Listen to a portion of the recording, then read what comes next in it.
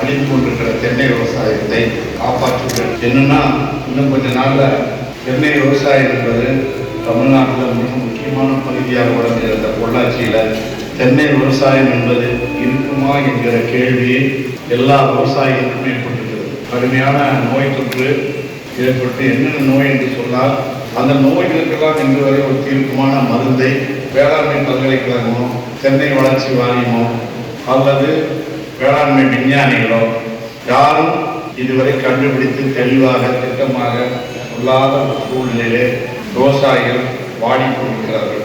இப்ப இந்த கருத்தரங்கள் கூட ஏன் போட்டிருக்காங்கன்னா நான் நினைக்கிறது சரியா இருக்குமானா சமீபத்தில் மத்திய மாநில அரசுகளுக்கு ஒரு முக்கியமான கடிதம் எழுதினேன். இந்த மாதிரி இந்த தென்னை விவசாயம் அழிந்துட்டு இருக்குது.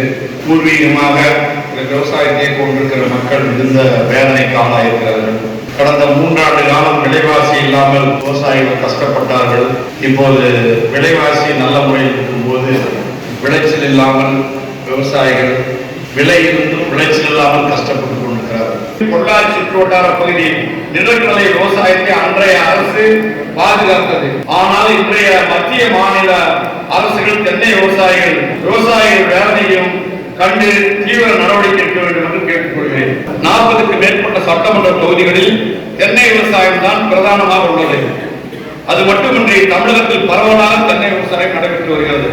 உடனடியாக மேற்கண்ட பிரச்சனைக்கு தீர்வு காணாவிட்டால் தென்னை விவசாயம் அடியோடு அடித்து விடுவதோடு இன்னும் 10 ஆண்டுகள் கழித்து தென்னை மரங்கள் காட்சி பொருளாகும் என்பதையும் வேதனையோடு தெரிவித்துக் கொள்கிறேன். நன்றி.